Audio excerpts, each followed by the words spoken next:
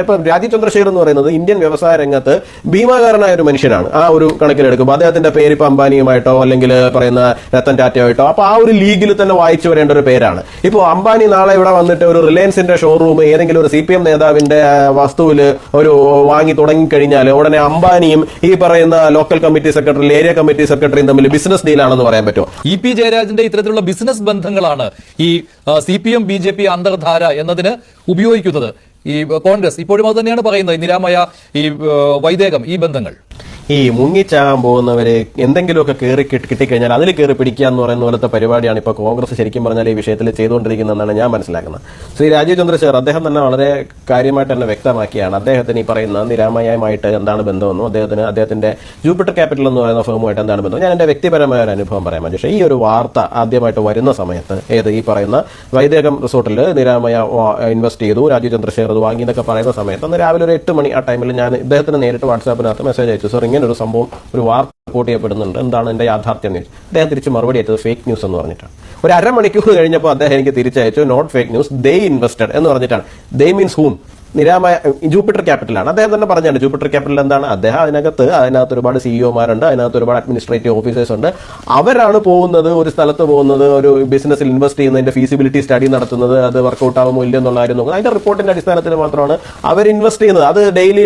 അപ്പൊ ഞാനൊരു കാര്യം ചോദിക്കട്ടെ, ഇപ്പൊ രാജീവ് ചന്ദ്രശേഖർ എന്ന് പറയുന്നത് ഇന്ത്യൻ വ്യവസായ രംഗത്ത് ഭീമാകാരനായ ഒരു മനുഷ്യനാണ്. ആ ഒരു കണക്കിലെടുക്കുമ്പോൾ അദ്ദേഹത്തിന്റെ പേര് ഇപ്പൊ അംബാനിയുമായിട്ടോ അല്ലെങ്കിൽ പറയുന്ന രത്തൻ ടാറ്റയുമായിട്ടോ അപ്പൊ ആ ഒരു ലീഗിൽ തന്നെ വായിച്ചു വരേണ്ട ഒരു പേരാണ്. ഇപ്പോൾ അംബാനി നാളെ ഇവിടെ വന്നിട്ട് ഒരു റിലയൻസിന്റെ ഷോറൂം ഏതെങ്കിലും ഒരു CPM നേതാവിന്റെ വസ്തുവിൽ ഒരു വാങ്ങി തുടങ്ങിക്കഴിഞ്ഞാൽ ഉടനെ അംബാനിയും ഈ പറയുന്ന local committee secretary area committee സെക്രട്ടറിയും തമ്മിൽ ബിസിനസ് ഡീലാണെന്ന് പറയാൻ പറ്റുമോ? അതുപോലെയുള്ള ഈ പറയുന്ന ഇൻവെസ്റ്റ്മെന്റ് എന്ന് പറയുന്നത് ഒരു വസ്തു കൊടുക്കാനിട്ടിരുന്നു, ആ വസ്തുവിനെ മറ്റൊരു കൂട്ടർ വാങ്ങി, അത്രേ ഉള്ളൂ. അതിന്റെ അകത്ത് അവർ ആകെ കാണേണ്ടതെന്ന് പറഞ്ഞു കഴിഞ്ഞാൽ അവരുടെ ബിസിനസ്സോട് വർക്കൗട്ട് ആകുമോ ഇല്ല എന്നുള്ള അവരുടെ ഫീസിബിലിറ്റി മാത്രമാണ് വിഷയം. അല്ലാണ്ട് ഇതിനെയൊക്കെ എടുത്തിട്ട് EP ജയരാജൻ രാജീവ് ചന്ദ്രശേഖറുമായിട്ട് ബിസിനസ് ഡീൽ നടത്താൻ വേണ്ടി അത്രയും വലിയ വ്യക്തിയാണോ വ്യാവസായികമായിട്ട്? അല്ലല്ലോ. അദ്ദേഹം അവിടെ ലോക്കലിൽ വ്യവസായം നടത്തുന്ന ഒരു ഒരു ബിസിനസ് നടത്തുന്ന ആൾക്കാർ മാത്രമാണ്. ഇതിനെയൊക്കെ കൂട്ടിക്കൊഴിക്കുന്നത് ഞാൻ ഈ പറയുന്ന പോലെ കോൺഗ്രസ് കിട്ടുന്ന അവസ്ഥ എന്താ ഒരു കോതിൽ കയറി പിടിക്കുക എന്ന് പറയുന്ന ഒരു അവസ്ഥ മാത്രമേ ഉള്ളൂ. അത് അവിടെ നിൽക്കട്ടെ. രണ്ടാമത്തെ വിഷയം ശ്രീ BN ഹസ്കർ പറഞ്ഞൊരു കാര്യമുണ്ടല്ലോ, എന്താണ് EP ജയരാജൻ ആത്മാർത്ഥമായിട്ട് പറഞ്ഞാണ്. അത് EP ജയരാജൻ ആത്മാർത്ഥമായിട്ട് തന്നെ പറഞ്ഞാണെന്ന് തന്നെയാണ് ഞങ്ങളും പറയുന്നത്. കാരണം അദ്ദേഹം LDFന്റെ കൺവീനറാണ്, വളരെ പരിണിത പ്രജ്ഞനായ ഒരു രാഷ്ട്രീയ നേതാവാണ്, കേരളത്തിലെ ഏറ്റവും വലിയ രാഷ്ട്രീയ മുന്നണിയെ നയിക്കുന്ന ആളാണ്, അതിന്റെ തലപ്പത്തിരിക്കുന്ന ആളാണ്, അവിടെ അവസാന വാക്ക് പറയുന്ന ആളാണ്, അതിനെ ഗൈഡ് ചെയ്യുന്ന ആളാണ്.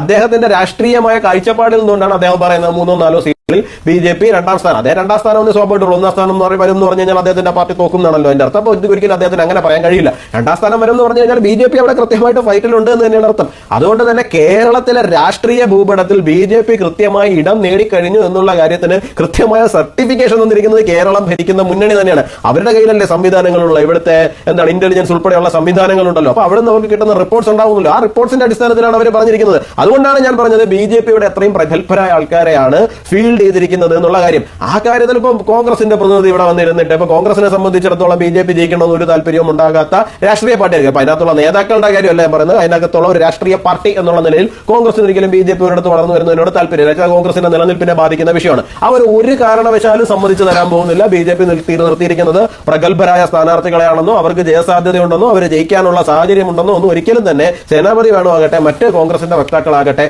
അവർ പറയുമെന്നുള്ള കാര്യത്തിൽ ഞങ്ങൾ ഒരു കാരണവശാലും വിശ്വസിക്കുന്നില്ല. പിന്നെ വന്നവരുടെ കൂട്ടത്തിൽ നിഴലാണോ ഉള്ളത്, ആൾക്കൂട്ടമാണോ ഉള്ളത്, അല്ലെങ്കിൽ മറ്റെന്തെങ്കിലും ആണോ ഉള്ളത് എന്നൊക്കെ ഉള്ള കാര്യം നമുക്ക് വരും ദിവസങ്ങളിൽ കാണാവുന്നില്ല. CK പത്മനാഭനെയാണ്, അല്ല സമുന്നതനായ നേതാവാണ്. അല്ല CK പത്മനാഭന്റേതായ അഭിപ്രായങ്ങൾ ഉണ്ടാകുമായിരിക്കും. ഞാൻ അഭിപ്രായം കണ്ടില്ല. സത്യം പറഞ്ഞാൽ അദ്ദേഹം പറഞ്ഞത് എന്താണെന്നുള്ള കാര്യം ഞാൻ കണ്ടില്ല. അദ്ദേഹം ഇതാണ് പറഞ്ഞത്, വേണു പറഞ്ഞ അതേ കാര്യം തന്നെയാണ്, അവരുടെ നിഴൽ പോലും ഇല്ല എന്ന്. അല്ല, അത് അദ്ദേഹത്തിന്റെ വ്യക്തിപരമായ അഭിപ്രായമായിരിക്കും. എന്തായാലും പാർട്ടിയുടെ സംസ്ഥാന ഒഫീഷ്യൽ നേതൃത്വത്തിനോ അല്ലെങ്കിൽ കേന്ദ്ര നേതൃത്വത്തിനോ ഇപ്പൊ അനിൽ ആന്റണി എന്ന് പറയുന്ന വ്യക്തി BJPയിലേക്ക് വന്നത് സംസ്ഥാന നേതൃത്വത്തിന്റെ മാത്രം അറിവോടുകൂടിയല്ലോ, അത് കൃത്യമായി കേന്ദ്ര നേതൃത്വത്തിന്റെ അറിവോടുകൂടിയാണ്. കാരണം അദ്ദേഹത്തിന് ഒഫീഷ്യലി ചുമതല നിശ്ചയിക്കപ്പെട്ടിരിക്കുന്നത് കേന്ദ്രത്തിലാണ്. അദ്ദേഹം BJPയുടെ നാഷണൽ സെക്രട്ടറിയും നാഷണൽ സ്പോക്സ് പേഴ്സണും ആയിട്ടാണ് അദ്ദേഹം ഇങ്ങോട്ടേക്ക് വന്നിരിക്കുന്നത്. അപ്പോൾ കോൺഗ്രസിന്റെ സൈബർ വിങ്ങിന്റെ നാഷണൽ തരുന്ന വ്യക്തിയാണല്ലോ അനിൽ ആന്റണി. അദ്ദേഹത്തിന്റെ കൂടെ നിഴലാണോ ഉള്ളത്, അദ്ദേഹത്തിന്റെ കൂടെ മറ്റെന്തെങ്കിലും ആണോ ഉള്ളത് എന്നുള്ള കാര്യത്തെ കുറിച്ചിട്ട് ഒന്നുമില്ലായിരുന്നുകൊണ്ടാണ് അവരവിടെ പിടിച്ച് അദ്ദേഹത്തെ കോൺഗ്രസിന്റെ സൈബർ വിങ്ങിന്റെ നാഷണൽ ഹെഡാക്കി ഇരുത്തിയിരുന്നത് അല്ലല്ലോ. അദ്ദേഹത്തിന് എന്തെങ്കിലും കഴിവുണ്ടെന്ന് വിശ്വസിച്ചിരുന്നുകൊണ്ട് തന്നെയല്ലേ. ഞാൻ പറയുന്ന മറ്റൊരു കാര്യം എന്ന് പറഞ്ഞു കഴിഞ്ഞാൽ ഇപ്പോൾ CET കോളേജ് എന്ന് പറയുന്ന ഒരു കോളേജ് ഉണ്ട് ഇവിടെ തിരുവനന്തപുരത്ത്. ഒരു CET കോളേജിൽ ഒരു വ്യക്തിക്ക് അഡ്മിഷൻ കിട്ടണമെന്നുണ്ടെങ്കിൽ, എഞ്ചിനീയറിംഗിന് അഡ്മിഷൻ കിട്ടണമെന്നുണ്ടെങ്കിൽ അത് എത്രയോ പ്രഗത്ഭനായ വ്യക്തിയായിരിക്കണം. ഇപ്പോൾ ഞാനും എഞ്ചിനീയറിംഗ് പഠിക്കാൻ പോയ ആളാണ്, എനിക്കറിയാം അവിടെ എങ്ങനെയാണ് അവിടെയല്ല പഠിച്ചത്. പക്ഷേ ആ കോളേജിൽ അഡ്മിഷൻ കിട്ടണമെങ്കിൽ എന്താണ് അവസ്ഥ അവസ്ഥ എന്നുള്ള കാര്യം എല്ലാവർക്കും അറിയാം. അത്രയും മെറിറ്റ് ഉണ്ടെങ്കിൽ മാത്രമേ കിട്ടുള്ളൂ. അങ്ങനെ അത് ക്രാക്ക് ചെയ്ത് കയറിയ ഒരാളാണ് അനിൽ ആന്റണി എന്ന് പറയുന്നത്. അങ്ങനെ ഒരാളെ നമുക്ക് അങ്ങനെ എഴുതി തള്ളാനൊന്നും കഴിയില്ല. അദ്ദേഹം വളരെ എഡ്യൂക്കേറ്റഡ് ആയിട്ടുള്ള വ്യക്തിയാണ്. അദ്ദേഹത്തിന്റേതായ മേഖലകളിൽ കഴിവുള്ള വ്യക്തി തന്നെയാണ്. അങ്ങനെ ഒരു പുതിയ തലത്തിലുള്ള ആൾക്കാർ പൊളിറ്റിക്സിലേക്ക് വരട്ടെന്നേ, അല്ലാണ്ട് വെറുതെ കുറെ ആൾക്കൂട്ടം മാത്രമല്ലല്ലോ പൊളിറ്റിക്സ് എന്ന് പറയുന്നത്. പൊളിറ്റിക്സ് എന്ന് പറയുന്ന ആൾക്കൂട്ടത്തിനെ ക്രിയേറ്റ് ചെയ്യാനുള്ള കാലിബർ ഒരാൾക്കുണ്ടോ എന്നുള്ളതാണ്. അദ്ദേഹത്തിന്റേതായ മേഖലകളിൽ കഴിവ് തെളിയിച്ചിട്ടുള്ള വ്യക്തി തന്നെയാണ്. അത് നമുക്ക് വരും ദിവസങ്ങളിൽ എന്താണെന്നുള്ള കാര്യം നമുക്ക് കൃത്യമായിട്ട് കാണാം. ഇന്ത്യയിലെ ജനാധിപത്യത്തെ ആ ഒരു രീതിയിലേക്ക് കൊണ്ടുപോവുകയാണ്. പ്രധാനമന്ത്രിക്ക് രാജ്യത്ത് മുഴുവൻ തെരഞ്ഞെടുപ്പ് പ്രചരണം നടത്താനുള്ള സൗകര്യം ഒരുക്കി കൊടുത്ത് വാരണാസിയിലെ തെരഞ്ഞെടുപ്പ് ജൂൺ മാസം 1-ാം തീയതി, പിന്നെ അതോടുകൂടി അങ്ങ് അവസാനിക്കുകയാണല്ലോ. അപ്പോൾ ഉത്തർപ്രദേശിലെ 7 ഘട്ടങ്ങളിലായിട്ടാണല്ലോ നടത്തുന്നത്. അതുകൊണ്ടല്ലേ ഉത്തർപ്രദേശ്, ബീഹാർ, ഞാൻ ചോദിക്കുന്നത്, ഈ 7 ഘട്ടത്തിൽ വാരണാസിയിലെ ജൂൺ മാസം 1-ാം തീയതി വന്നത് അത് നിർദോഷമാണെന്ന് മഞ്ജുഷ കരുതുന്നുണ്ടോ? അതാണ് എന്റെ ചോദ്യം. ശ്രീ സേനാപതിയോട് ഞാൻ അങ്ങോട്ട് ഒരു ചോദ്യം ചോദിച്ചോട്ടെ. ഞാനൊരു ചോദ്യം ചോദിച്ചോട്ടെ. ഈ ഏപ്രിൽ 19-ാം തീയതിയാണ് 1-ാം ഘട്ട തെരഞ്ഞെടുപ്പ്. ഈ 1-ാം ഘട്ടത്തിൽ തന്നെ വാരണാസി കഴിയുകയാണെന്നുണ്ടെങ്കിൽ പിന്നെ അദ്ദേഹത്തിന് ഫ്രീ ആയിട്ട് നടന്ന് ജൂൺ 1-ാം തീയതി വരെ പ്രചരണം നടത്തിക്കൂടെ? അങ്ങനെ ചിന്തിച്ചൂടെ? ഈ അവസാനം വരെ അവിടെ വെച്ചുകൊണ്ടിരുന്ന അദ്ദേഹത്തിന് മുള്ളിന്റെ പുറത്ത് നിൽക്കുന്നത് പോലെ ഇവിടെ വരണം അവിടെ പോകണം, ആ രീതിയിലാക്കേണ്ടുന്ന കാര്യമുണ്ടോ? പിന്നെ രണ്ടെന്ന് പറയുന്നത്, നരേന്ദ്രമോദിജിയെ സംബന്ധിച്ചിടത്തോളം വാരണാസിയിൽ അദ്ദേഹം വോട്ട് ചോദിക്കാൻ പോകേണ്ട കാര്യമില്ലെന്ന്. അദ്ദേഹം ജയിച്ചോളൂടെ. നിങ്ങൾ ആരാ അവിടെ പോയി തോപ്പിക്കാൻ പോകുന്നത്? സമാജ്വാദി പാർട്ടിയാണോ? കോൺഗ്രസ് ആണോ?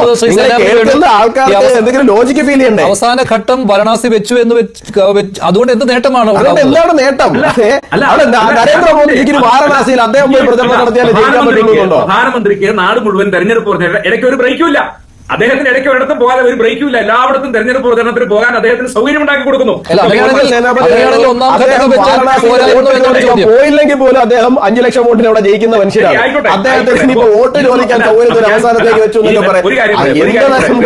എനിക്ക് മനസ്സിലാകും. ഈ അന്തർധാര സജീവം എന്നുള്ള ആ ഒരു ആരോപണം നിലനിൽക്കുമ്പോഴാണ് മോദിയുടെ തുടർച്ചയായ വരവ് കേരളത്തിലേക്ക്. അല്ല, കേരളത്തിൽ മാത്രമല്ലല്ലോ. ഇന്ന് അദ്ദേഹം കോയമ്പത്തൂരിലല്ലേ. തമിഴ്നാടും കേരളവും എന്ന് പറഞ്ഞാൽ BJPക്ക് ഒരു MP-മാരെ പോലും കിട്ടാത്ത 2 സ്റ്റേറ്റുകളാണ്. BJP ഇത്തവണ ലക്ഷ്യം വെക്കുന്നത് 370 സീറ്റുകളാണ്. നമ്മൾ കഴിഞ്ഞ തവണ ജയിച്ച 303 സീറ്റുകളിൽ നിന്ന് ഒരു സീറ്റ് പോലും കുറയാൻ പോകുന്നില്ല എന്നുള്ള കാര്യത്തിൽ 100% കോൺഫിഡന്റ് ആണ്. അപ്പൊ ഇനി അധികമായിട്ട് വരേണ്ടത് 67 സീറ്റുകളാണ്. ആ 67 സീറ്റുകൾ എവിടെ നിന്ന് വരണം? അത് കിട്ടാത്ത സ്ഥലങ്ങളിൽ നിന്ന് വരണം. അത് ഏതാണ്ട് 59 MP-മാരുള്ള കേരളം ഉൾപ്പെടെയുള്ള പ്രദേശങ്ങളിൽ നിന്നാണ് വരേണ്ടത്. അപ്പൊ തീർച്ചയായിട്ടും അദ്ദേഹം കൂടുതൽ ഫോക്കസ് ഇങ്ങോട്ടേക്ക് കൊടുക്കും എന്നുള്ളതാണ്. അദ്ദേഹത്തെ സംബന്ധിച്ചിടത്തോളം ഇപ്പൊ സേനാപതി വേണു അദ്ദേഹം പറയുന്ന പോലെ അദ്ദേഹം വാരണാസിയിൽ പോകാൻ വേണ്ടിയാണ് അവസാനം. അദ്ദേഹത്തിന് വാരണാസിയിലൊന്നും പോകേണ്ട കാര്യമില്ലെന്ന്. ഉത്തർപ്രദേശിലെ 80 സീറ്റ് ഉണ്ടെങ്കിൽ അതിനകത്ത് 77, 78, 79 സീറ്റും BJP തന്നെ ജയിക്കുന്നുള്ള കാര്യത്തിൽ ആർക്കും സംശയമില്ല. ഈ 77 പേർക്ക് അവിടെ ജയിക്കാൻ അറിയാമെന്നുണ്ടെങ്കിൽ നരേന്ദ്രമോദിജിക്ക് ഇനി ഇപ്പൊ ജൂൺ 1-ാം തീയതി അവിടെ പോയി വോട്ട് ചോദിച്ചാൽ മാത്രമേ കിട്ടുള്ളൂ. അതിനെന്ത് ലോജിക്കാനുള്ളത്? അപ്പൊ നോർത്ത് ഇന്ത്യയിൽ ഒരു പ്രശ്നവും BJPയെ സംബന്ധിച്ചിടത്തോളം നിലവിലില്ല എന്നുള്ളതാണ് ഞങ്ങൾ വിശ്വസിക്കുന്നത്. അത് ഞങ്ങളുടെ കോൺഫിഡൻസ് തന്നെയാണ്.